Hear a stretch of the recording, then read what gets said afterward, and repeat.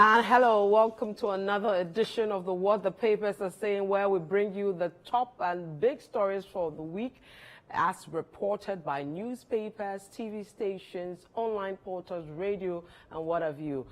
Give us a few seconds. We'll be right back and tell you or give you an idea of what the big stories were for the week and the gentleman with whom I'll be having the discussion with. Don't go away.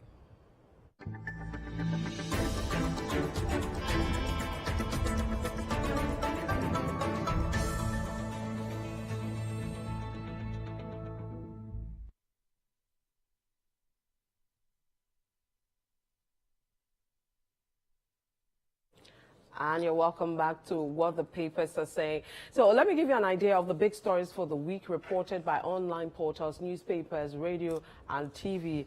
And one of the biggest stories that is still developing this week had to do with the reshuffling of the leadership of the minority in Parliament. Interesting names, replacing some of the big guns we know in Parliament, the likes of Haruna Iddrisu, the likes of Mubarak Muntaka and all that. But let's give you an idea of how the various portals reported that story. Let's start with the Daily Graphic and how they captured it. They say, ahead of 2024 elections, NDC reshuffles parliamentary leadership. That's how the Daily Graphic captures that. What some have said, a palace coup in Parliament. Daily Guide says, Asiedu Nketia fires Haruna Muntaka in NDC coup. That's the Daily Guide. The Chronicle says, NDC in turmoil over mosquitoes reshuffle. Let's see how the New Crusading Guide captured that. It says NDC MPs reject change in leadership as they call for reversal of decision. Let's go to the Herald, who that paper is noted to have good exclusives from the camp of the NDC, and see how they captured it. Of course, they say story behind changes on NDC parliamentary bench after 6 years tenure out. But Avoka Muntaka Ayine go inward looking. Interesting headline over there. Let's come to us, City Newsroom, and see how we captured it. I'm going to give you 4 headlines from us. The first said, NDC tax new minority leadership to rescue Ghana from most abysmal MPP government. Still with City Newsroom, NDC leaders will iron out issues with minority on January 31st. This is Atu Forson speaking this morning with regards to the agitations we are seeing over him being chosen to lead the group in Parliament. City Newsroom still says, don't be in a hurry, Muntaka to Atu Forson.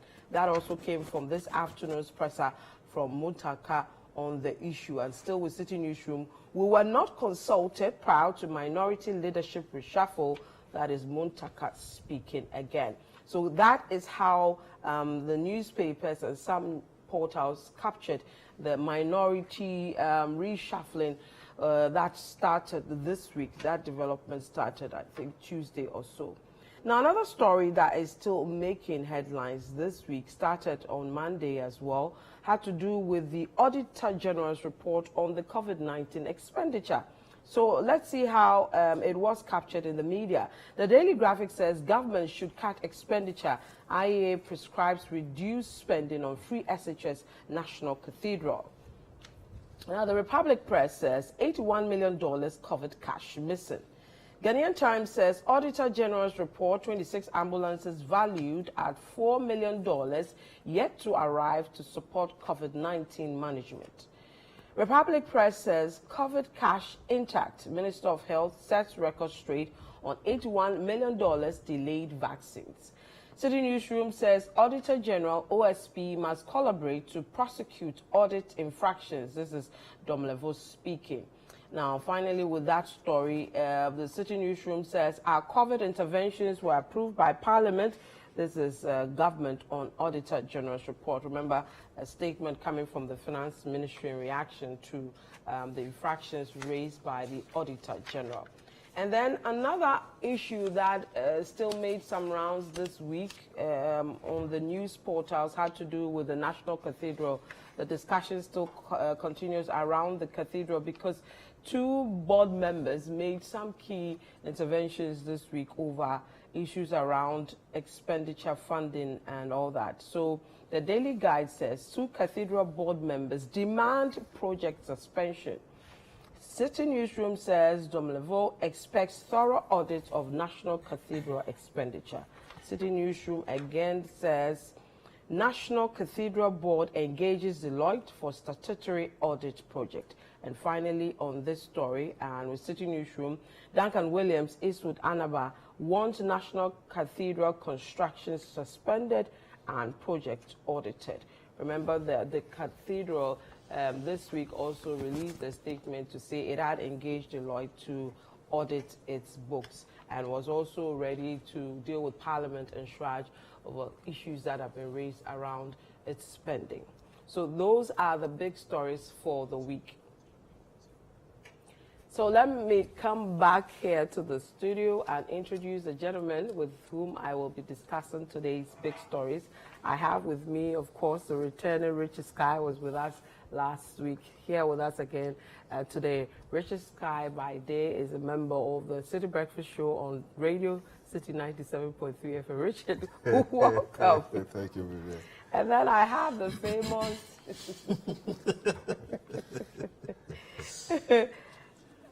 I would want you to introduce yourself. Larry Dogbe. Okay, it's not enough. I have the famous Larry Lasdogwe, the managing editor for the Herald. His paper gave us an interesting headline to what we've seen in Parliament in terms of the reshuffling of the leadership in the minority.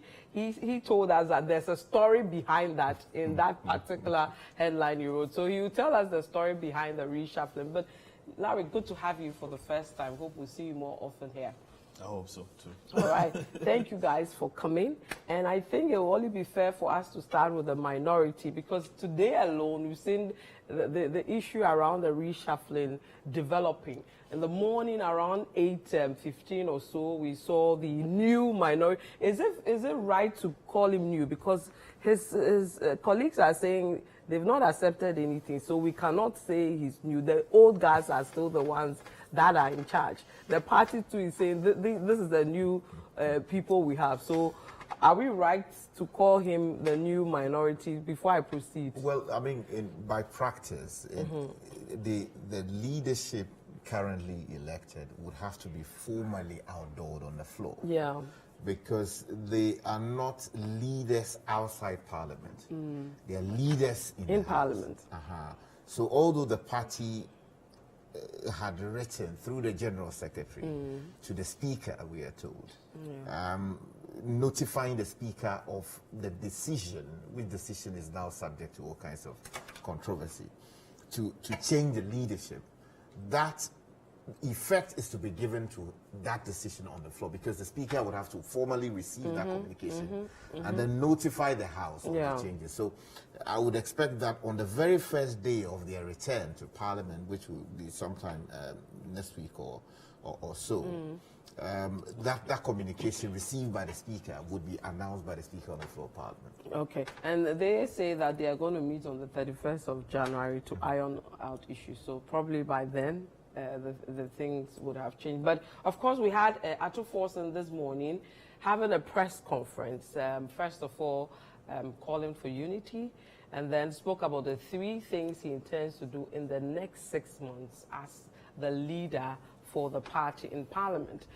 Hours later, we had Muntaka Mubarak and Cletus Avoka flanked by the likes of Rashid Pelpo, Van der Poy, MP for Dodo Diodiu, and some other prominent members of Parliament saying they do not recognize the new leadership because, one, proper consultations were not done. They didn't go through the expected process by law or by the convention.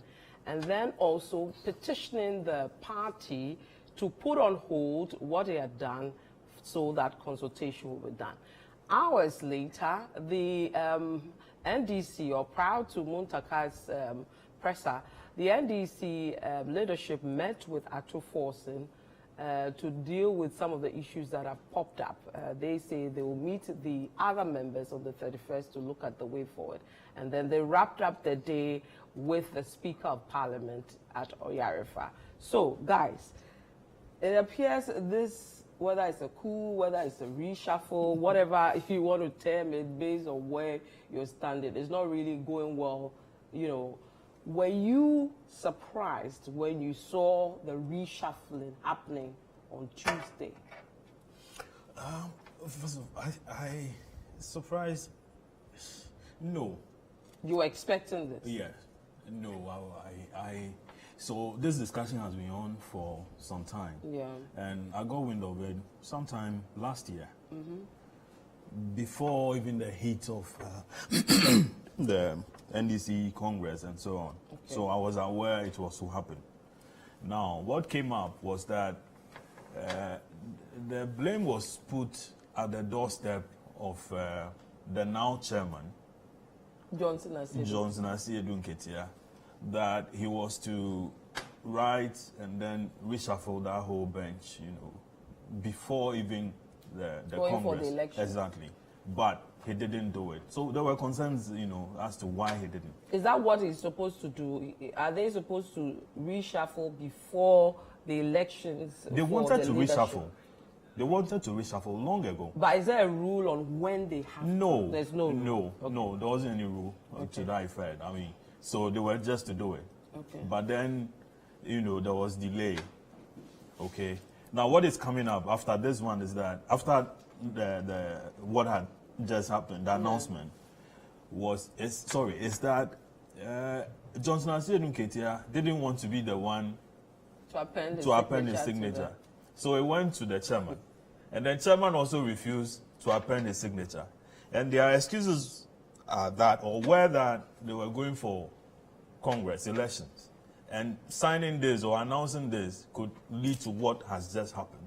And it could cause them, you know, their various positions and so on. So they stayed away from it. Now, after the Congress, then, you know, the announcement comes up. And hence where we are. Yeah. So it's something that all of them, including even the the leadership of the minority, they were aware that it was to happen. So this is not something that is. It's not out of the blue. But I think the issue has over the period this week has to do with going through the right channel by principle, by. I think that the delay. I mean, let's blame the leadership. I mean, the Johnson Asiedu Nketia camp, and then even Ampofo proud to that and so on. That, I mean, they should have signed this thing long ago.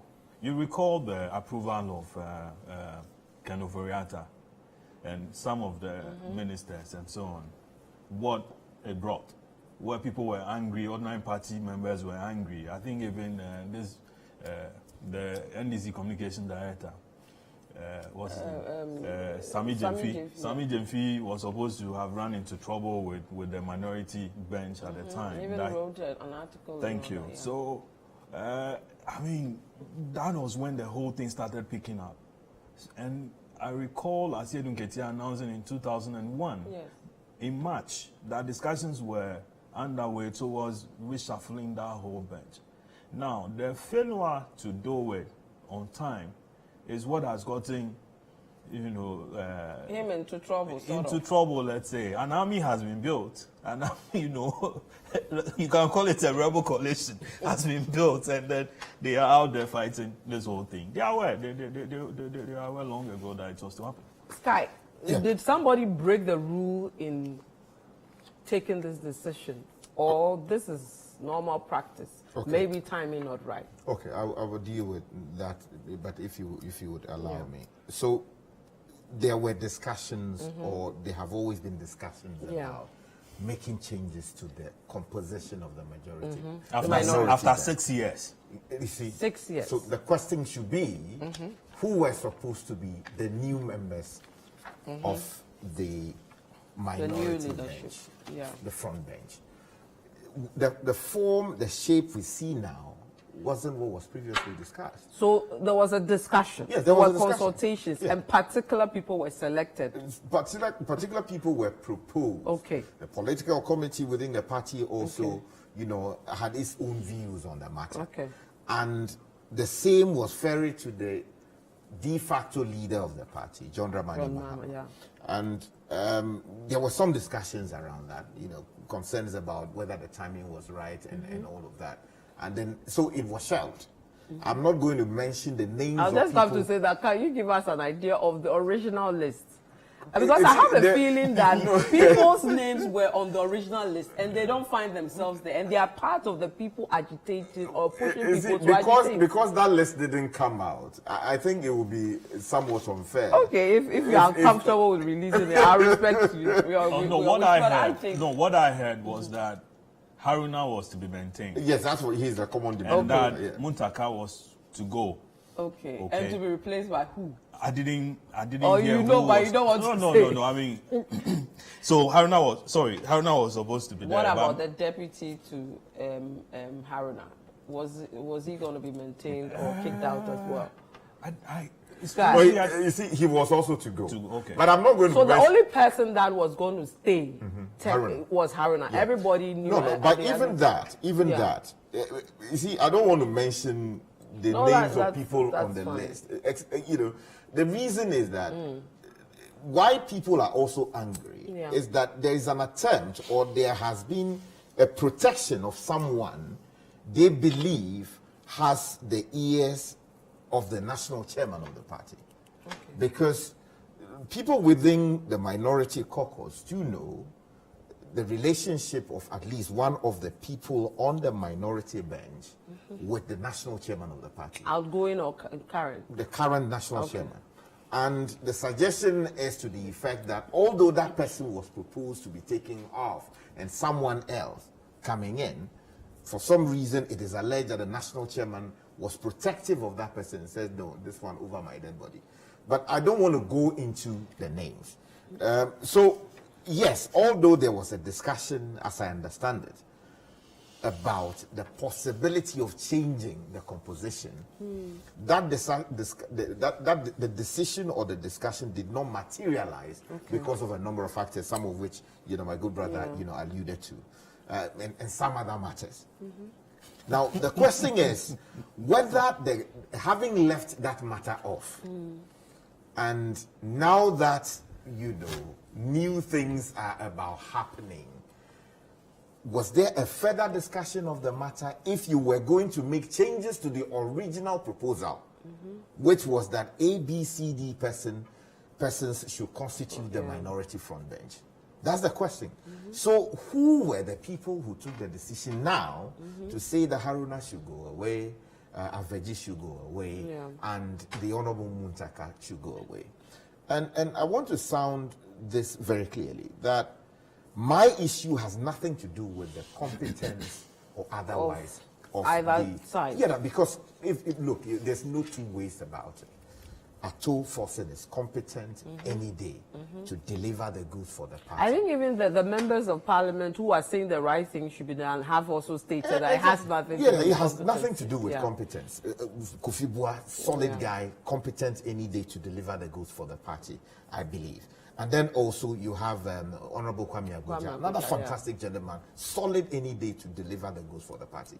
The question that people are worried about, or the issue that is, rattling the nest, is whether there was proper procedure followed in dealing with this matter. And that is where the issue is. And you would have heard how this thing has consistently happened since the NDC came to be known as a political party under the Fourth Republican Constitution. And in recent memory, references have been made to what happened in 2008, 2009 at the regional secretary, not far away from the Parliament House, when the NDC won power. you know, how there was consultation of the new MPs who were coming in and those old MPs. But if these claims of non-consultation are true, and everybody in the group knows this is supposed to go through a proper process, why do you think those who did that would have done that, knowing the convention and knowing the procedure? My information, which digging we have done, is that if they had wanted to engage that process, it would have been difficult. It would not have been possible to remove them. They won't get the new people in. It would have been, you say, Larry spoke about an army belt. Yeah. It would have been impossible to get it through. So what do? Write a letter, leak the letter to the media about the changes that have been made, and the media will run off with it. And Then it's gone. coup d'etat, it succeeds. Yeah. Do you understand what I'm saying? Yeah. But then, of course, they were expecting a pushback, but not in this fashion. But obviously it looks like, because this evening, initially we were told that it was just 44 MPs that had signed onto this coup, saying that no, you have to go through. Now it's at 73. I'm told some names have popped up twice, but at least we can safely say about 70 MPs. And then we are seeing agitations with the grassroots and all that. If it's not broken, why are you fixing it?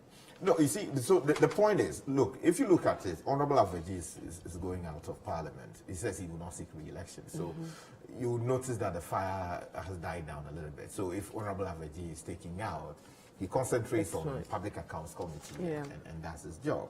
I'm not too sure whether, there's so much storm around that. Muntaka, you might argue that because of the challenges he has in his constituency presently, taking him out the way they have done creates further problems for him on the ground, because it weakens him as a leader. He has some, aura of protection around him. So the moment you knock him out the way you have, you create problems for him to deepen, his crisis in the constituency.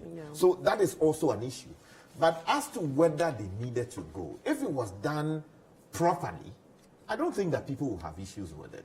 But where there are issues around, lack of consultation, democratic deficit, I believe that the party owes it, or the leadership of the party owes it a responsibility, a duty to the good people of Ghana to come and explain the circumstances surrounding how the decision was made, who were the people who made the decision, and why it was made. Of course, we've heard why it was made, but who were the people who made the decision, at what meeting, who were the people in attendance? Because if you do not have that, then we cannot properly call it a decision of the party. Because if you read the NDC's constitution, the role of the national chairman is defined. If the party is out of power, he's the leader of the party. If the party is in power, he is not the leader of the party. The president becomes the leader of the party.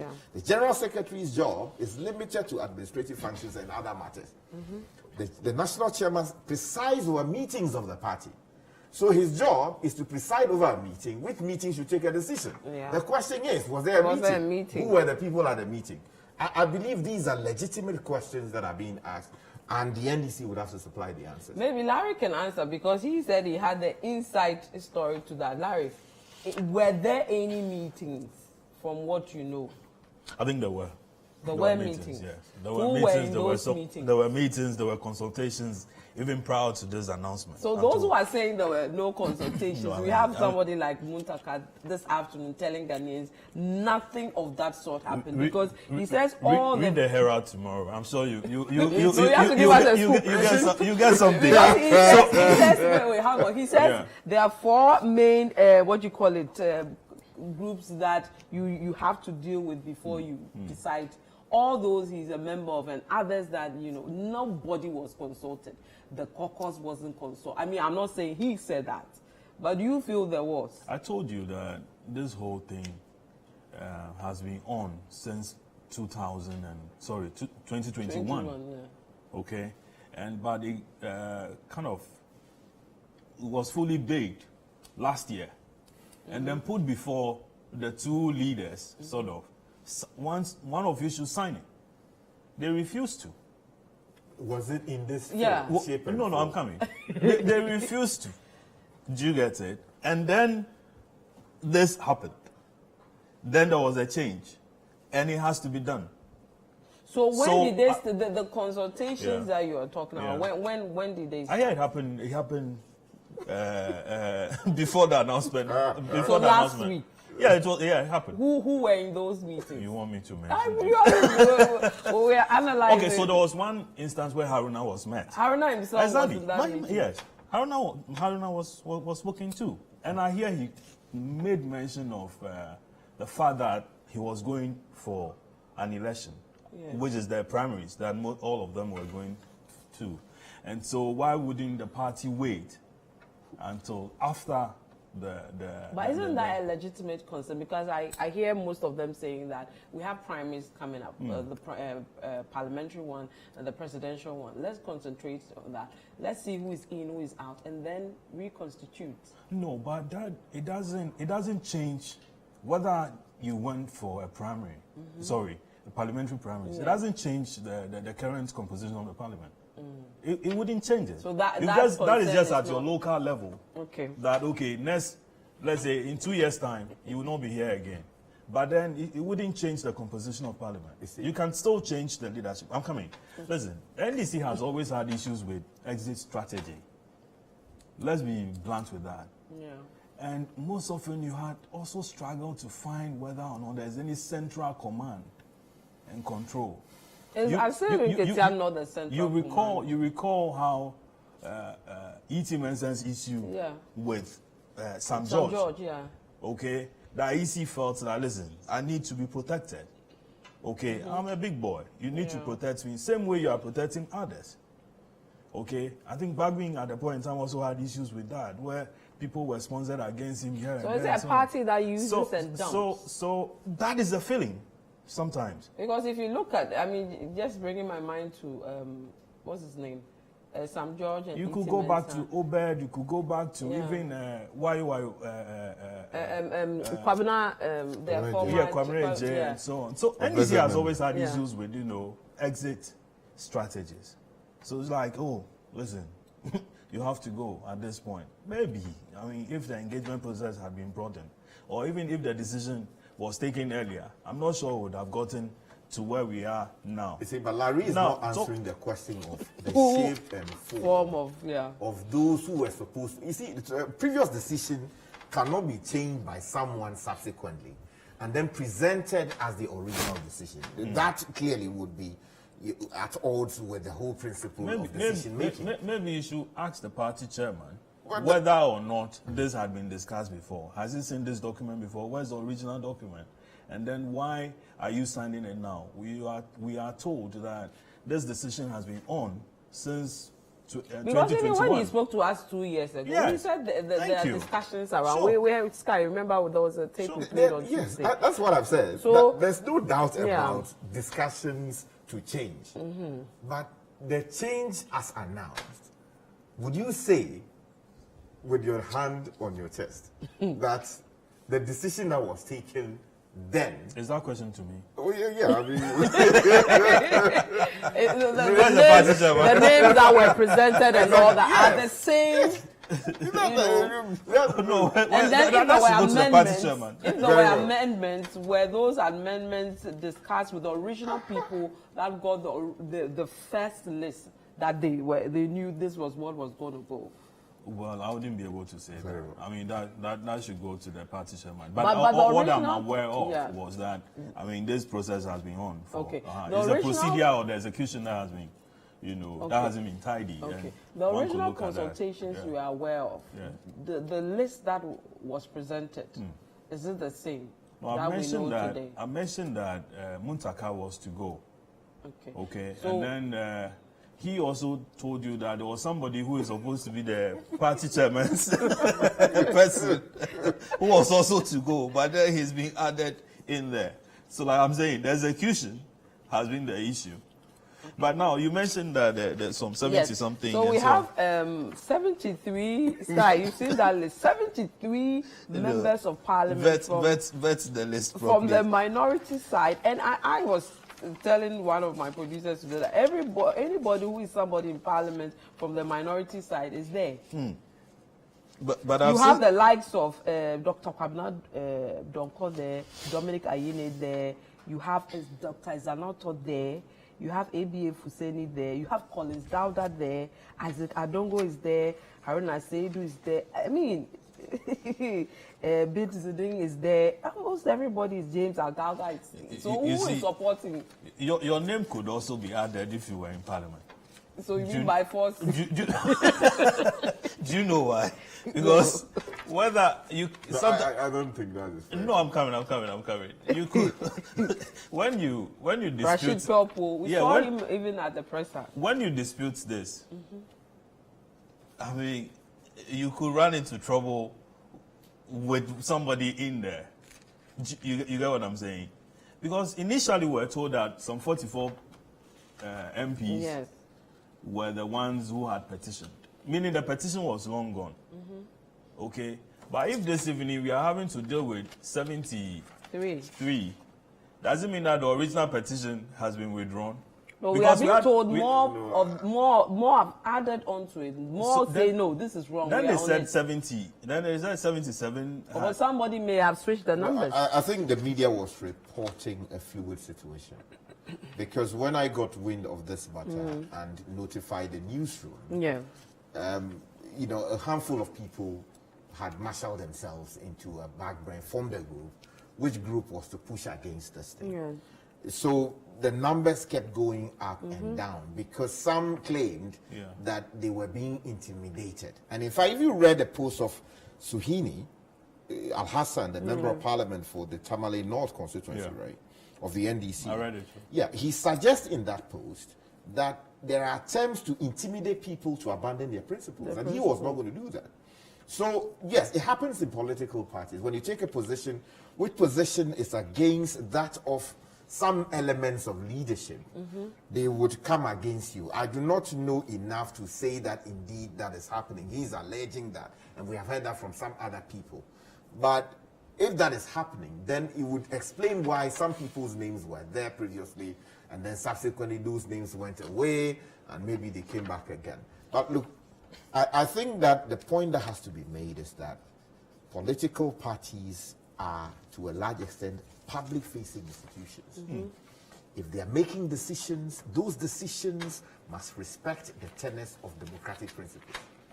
If there is a democratic deficit, we as media men have a duty to question that and hold their feet to the fire of accountability. If there is a meeting or there was a meeting, we should see the minutes of the meeting. When was the meeting held? Was it before or after the media got wind of the letter that was reportedly sent to the speaker? If it is after the fact, then there are issues with that. If it was the meeting was held before that, then maybe there are legitimate reasons why this storm could well be a storm. Okay, I have to take, Larry, hold your thoughts. I have to take a quick break. When we come back, we'll delve deeper into this discussion and go to other matters on the table. Do stay with us. We'll be right back.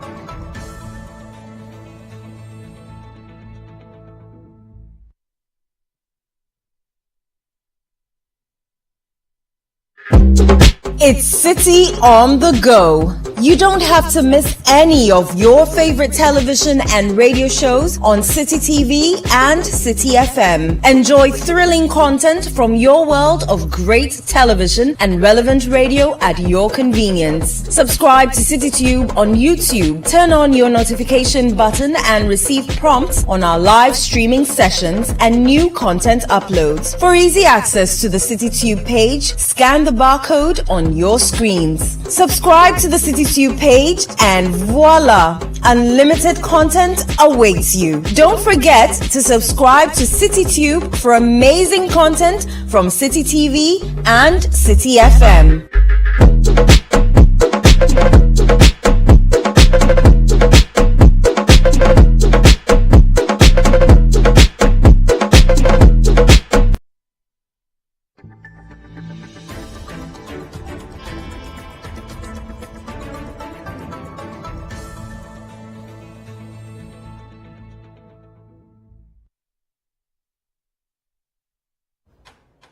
And you're welcome back to What the Papers Are Saying. Thank you for staying with us. I'm here with Richard Sky and Larry Lansdogbe. We're talking about the minority, the new leadership we're seeing, the minority in Parliament, and the issues that have been raised. Larry, you're going to make a submission? Yeah, so the list you mentioned. Yeah.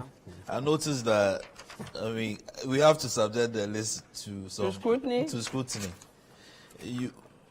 The first page has Ernest Nwagbe, Yeah. number 4. And then Ernest Nwagbe repeated again, number 4. Then you go further. Oh. Number 4 as number 4. Yes, yes. That's number 4. You No, want to wait. Then you, I've seen Mohammed Ramadan repeated, and then Mahama Ayariga repeated. So that's 3. Rashid Purple repeated. 69. John Jinapo repeated. 68. Kojo Nyampong Abuaji repeated. 60. Then there's Dr. Zenato Ajima. And then there's also Dr. Zenato Ajima Which list Rollins. do you have? It's the same. It's the one I gave guess, you. The one you gave me. So 64. Yeah, so I think Which that is still a good number. no, this list has to be properly vetted, because then I want, I mean, credible. I'm talking about credibility of what we are discussing here. So if the numbers initially were told that some 44 had petitioned, and like I said, then a petition had gone. But if we now have another petition, another document showing up that 70 something is now, sorry, the 44 had now become 70 something, then Vivian, I mean, I 65, 70, not No, we- not what- not no, far. I'm saying- He is a lawyer. Either Larry, we- well, I listened to the Honorable Avocat this evening. Okay. And this afternoon, where he said that, look, they are sending a petition to the Council of Elders. So meaning the petition hadn't gone Well, yet. yeah, so it would. That's why I said that the situation as of yesterday was fluid. So we don't know precisely when a petition has been dispatched, but it would explain why you're seeing a fluctuation in the numbers. And then there are multiple names. Those, yes, I think they should explain to us. And I mean, on the face of it, it would seem to be a clerical error of some kind. But they have to come and explain. I'm not going to be explaining that for them. But again, I don't think that it matters how many people are petitioning, because they're raising very germane issues about democratic deficit.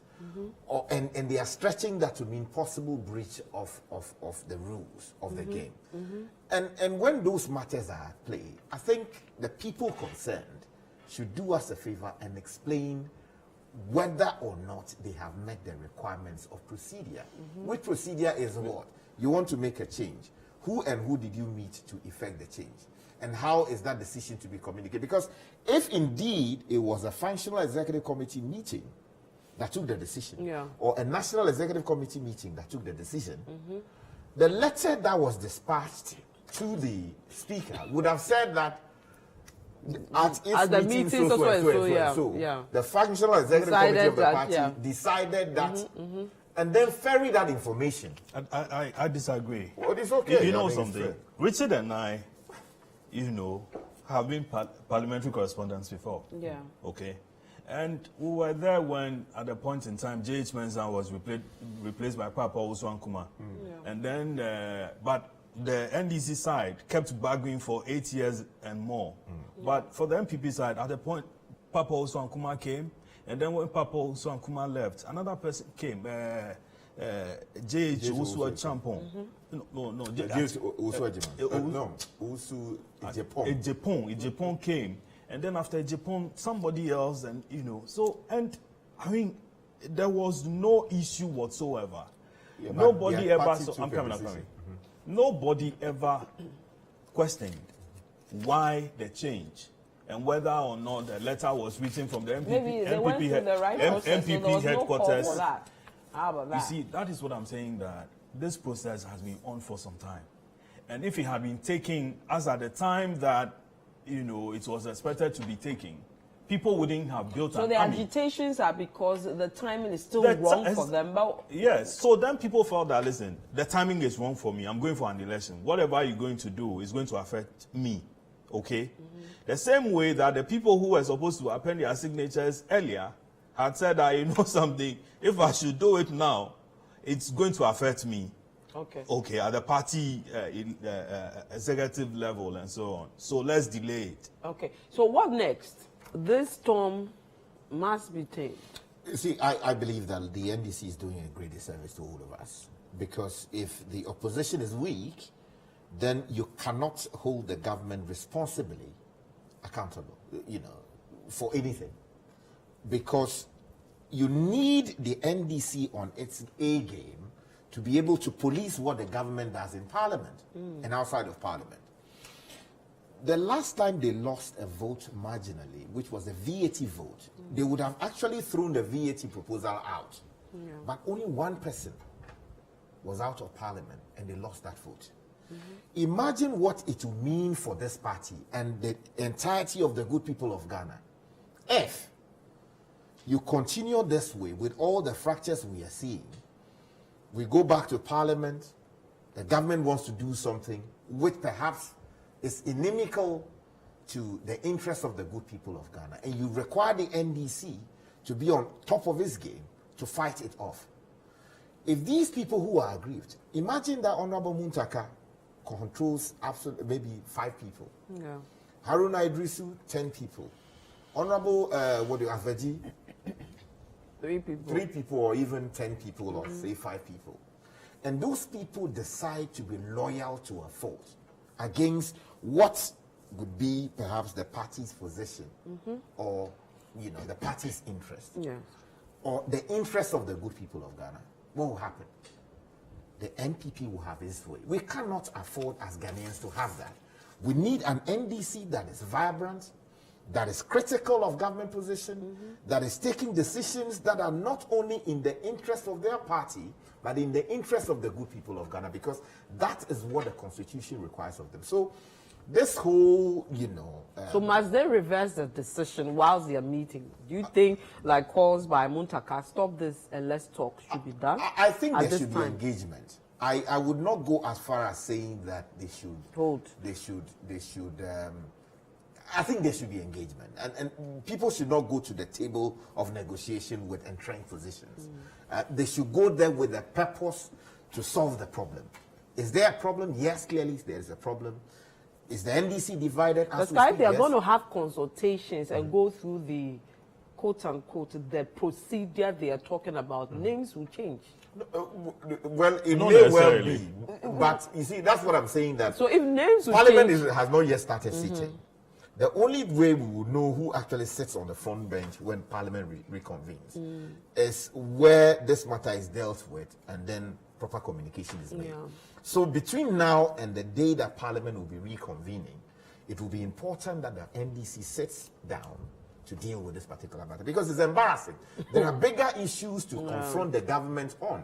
The IMF matters, the debt exchange program, and all of these things that are creating problems for us. The bloated nature of the government. There has got to be a reshuffle. All of these things Ghanaians are expecting, so that we reduce the size of the current government and make it more efficient. The NDC should be leading the charge on that. It shouldn't become the news. Larry. Yeah, I think his argument is people-centered. But I would want to approach it from an institutional point of view, where the argument about the chicken and the egg, which one comes first? Now, are we building a powerful political party that is supposed to call people to order, has an effective, let's say, disciplinary kind of procedure to say that, listen, maybe you are not doing A, B, C, D as expected of you. So let Mr. B comes in and let's try him also and see. Okay? So party sits down. We have taken this decision. Please, pull back. Let somebody else, step in and see how we can be able to do this thing. For me, I will opt for the institutional, argument that they should tell them what to do and they should move with exactly. That dictatorship. I think that it's not about. Was the party with democracy in the middle? Oh no, it's not about. I have mentioned that discussions had gone on, and that's of course. And then the argument has always been that, listen, I'm going for an election. But these discussions you say went on, it's being contested by the people that supposedly were met. I mean, disagreements will arise. People will have issues, with a change, okay? But at the end of the day, what is the bigger goal? To win power. Yes, the bigger goal is to win power. If you recall, when we were at the stadium, I made mention of the fact that, I mean, NDC is being run, by parallel structures. So flag bearer is somewhere, party is elsewhere, and then you have the parliamentarians also somewhere else. Yeah. I think this is, like you want a force. You need a force, a central, power that says that, listen, we are going to do A, B, C, D. This is how we're going to do it. Yeah, but that's not the national chairman or the general secretary. No, that's not what. So it has got to be the identifiable institutions within the party. So National Congress is there. No. You have the National Executive Committee, the Functional Executive Committee. When I made mention of institutions, I'm talking about institutions with what? With what you call it, constitutions as to how they run their affairs. So the party chairman wouldn't just get up and say that, listen, I want you to become this. He would have done it consultation. Exactly. He would have sure. That is what I'm saying. So I'm saying that if the institution is worth its salt, then the constitution will run supreme in all this. Okay? So calling you to say that, Charlie, you should be this, or we are doing this, we are doing this, we are doing this, is because this whole thing had been discussed.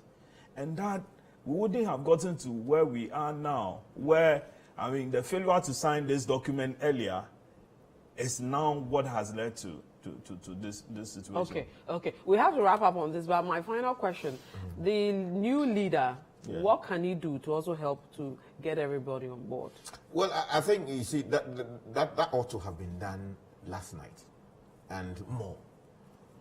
That's why I have difficulty with the press conference today. Yeah. I understand that, it's a new role he finds himself in. But he said he met Haruna and co. But you see, the moment you put information out like that, the expectation was that Haruna was going to be there. So then the two of you... They are still in talks. You see, so now Muntaka comes out to say that the representation made publicly by the new leader is misleading, or he was misleading the good people of Ghana. I don't think that is healthy for, trust, relationship, and cohesion within the NDC. I believe that the NDC is a powerful force that is needed to make this country run properly. At least there should be a semblance of a functional government in office. And the only way to ensure that is when you have a vibrant opposition leading the charge. The way they are divided, if they continue like that, things will get run through Parliament and will be worse for it. Right. No, I think you have 10 seconds. Yes, I think that things could go better. Taking with MPPs, what happened during the MPPs prior to coming into office in 2017. I mean, we saw what happened at the party headquarters. Okay, I mean the Alan faction, and so Nana faction, the Polafoko days, what's his name, Sami Krab, and all those people and so on. But eventually, they formed they sorted themselves out. Fine. I think so. I think so. All right, we'll take a quick break. When we come back, we'll look at the COVID-19 funding. The Auditor General has released a report on how funds were used for the COVID-19, what we had received from donor partners, among others. We'll quickly go into that when we come back. Don't go away.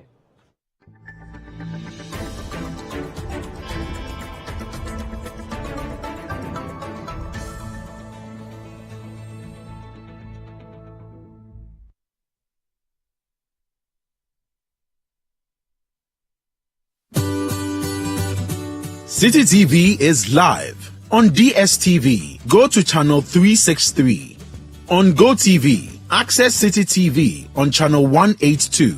On a digital TV, please press the menu button on the remote control and run a new search on your TV. Take note that without an antenna, you cannot access City TV on your television. City TV can be accessed on a free-to-air digital box like the GoTV and StarTimes box. City TV, It's your world.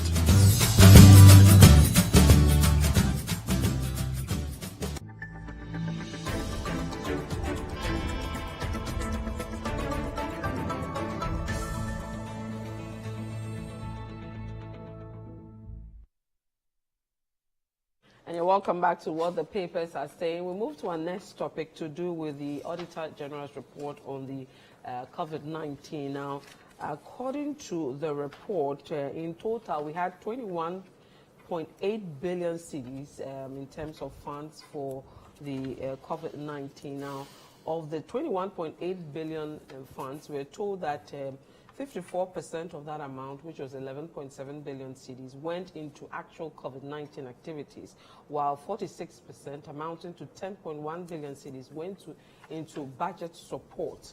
So a lot of things have come around. The things that were not COVID-19 related. Let me quickly pick the thoughts of, let me start with you, Sky. You've seen the report itself. What struck you and disturbed you in terms of, you know, the infractions? Well, I mean, you see, COVID-19 came, crippled the world, destroyed everyone's life to a large extent.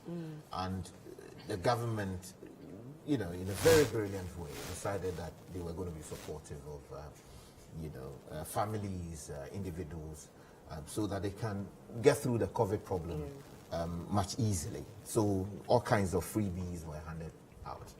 Of course, a lot of resources came in. Now, you would expect that if you mobilize the country the way Nana Addo Dankwa Akufo-Addo, the president, did, and as a result also got a lot of goodwill and financial support in the process to help the good people of Ghana, the least that we would expect of a government that cares about the people is to ensure prudent use of the resources. But what we have read from the report of the Auditor General, yes, although some of the issues are being contested, some institutions like the Ministry of Information, for instance, saying that their comments were not taken on board. That aside, I think it is disappointing that a government that promised to do a better job at managing our resources would drive us into this kind of mess. It is completely unacceptable. The numbers that we have seen, chiefs are involved, took money without accounting for it. The Ministry of Information, of course, they contest that, but the charge is that they paid themselves monies that they were not entitled to. And there have been contracts handed out to people expecting that they will bring certain things into this country. The deadline for the performance of these contracts have passed, and the things have not been supplied. And some people just outright took the money, and they did not deserve it. What people are forgetting is that there is still something on our law books known as causing financial loss to the state willfully.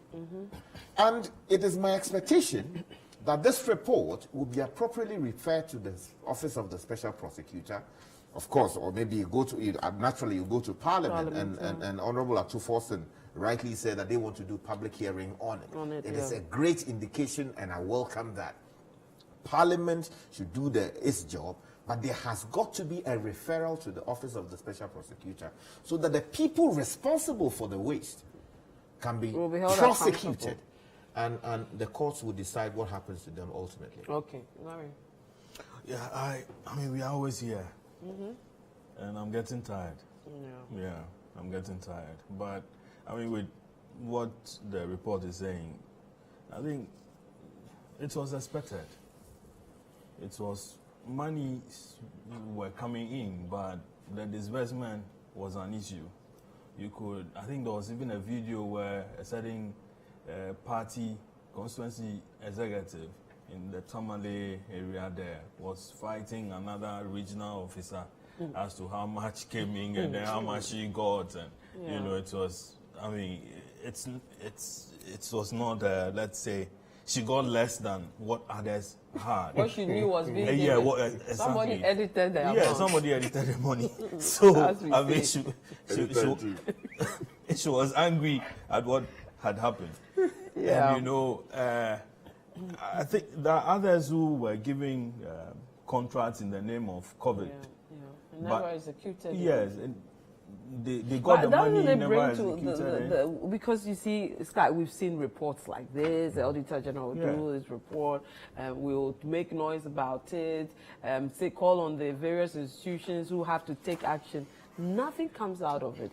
Isn't that why we keep seeing some of these infractions? Oh, yeah, you're right about that, because the expectation of the Constitution is that when these things are produced, the appropriate institutions will act. Parliament is one of them. And of course, Parliament has created the Office of the Special Prosecutor. Of course, it was led by the President, the executive arm of government. That's why I'm saying that the institutions that should drive the process of cleaning up the system are there. The question is whether we are using them, or the people we have put in charge of them are using them to achieve the ends of justice. Are you talking about punishment? Yes. No, okay. Why Recovery would we, of the money, but and I then- think that we should have the processes, the checks and balances that have been put in place as to, okay, I mean, I've submitted this bill to you. Yeah. You need to confirm whether or not I actually executed the job before coming to you with this document, Yeah. I mean, to be paid. Yeah. Okay? Yeah. And your failure to do that, you should also receive, let's say a lash, sort of, okay? Yeah. Before we even get to... Move to the area Exactly. of prosecution for those who Yeah, sure. didn't do what But they there's something I expected. noticed. Very often, anytime these audit reports come out, what you hear is that, oh, listen, I wasn't spoken to. My views were not taken on board before become the norm, It's become a norm, and I think that either the audit service is not helping us, okay? Because the Finance Ministry released a statement, Yes. Health Ministry Yeah, but released you a see- statement. And for an institution that had been there for, I mean, since the state of Ghana was created, you don't. The least you expect is for these institutions to come and say that, listen, oh, I wasn't consulted. This wasn't put before me. That wasn't put before me. Must they be consulted? No, there must That be what some. they- Yeah, you Yes, raise a yes. query after an audit. You raise a Yeah. query, the person responds to it, and then that is factored into the What if the eventual person report. is not responding, is delayed? Yes, you and have need to capture move that. on? So then you don't give the person any excuse to say that, oh, listen, I was not consulted. Had you spoken to me, your report would have been different. Yeah. You see, I mean, from my experience, some of these, of course, it's a lapse in Yeah. the system, and there may be some explanations for it. But the process doesn't terminate merely because the Auditor General has produced a report. Yeah. So the mischief he's talking about is somewhat cured by the public sitting of the Public Accounts Committee, where they provide an opportunity to these For them to come and, institutions that are faulted to come and defend or Yeah. explain their positions. And ultimately, their views are carried on board and Parliament makes a decision. So yes, we should expect the Auditor General, or we expect him to do a lot more work and ensure that the right things are done.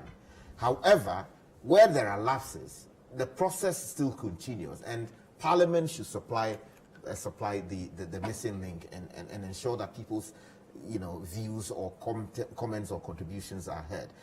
I think it's important that we save Sky, this country some money. Previous reports that the same committee has sat on or presided over, what's come out of it? Yeah. Alright, so that one is the I mean, why institution. are we That's what I'm struggling saying. to get Exactly. things done? The institutions. As They should institutions in the surcharge people. Of country. course, I mean, through the work of the Occupy Ghana people, Yeah. the Auditor General is now surcharging people and all of that. We should encourage the Auditor General to do a lot more of that. And we should recover the money. And beyond that, there should be prosecution, determined prosecution by the Office of the Special Prosecutor, the SFO where appropriate, the police service where appropriate, or the Attorney General where appropriate. Because for far too often, people just steal our money And then nothing get happens. goes scot-free. Okay. And it's We because have people to- pretend to be working. We have to end here, gentlemen. Thank you so much. Larry Alansdogbe, managing editor for the Herald, Richard Sky with the City Breakfast Show on City 97.3 FM. Vivian Kai, local with City FM and City TV. Thank you so much for joining us. We'll see you again next week. Goodbye.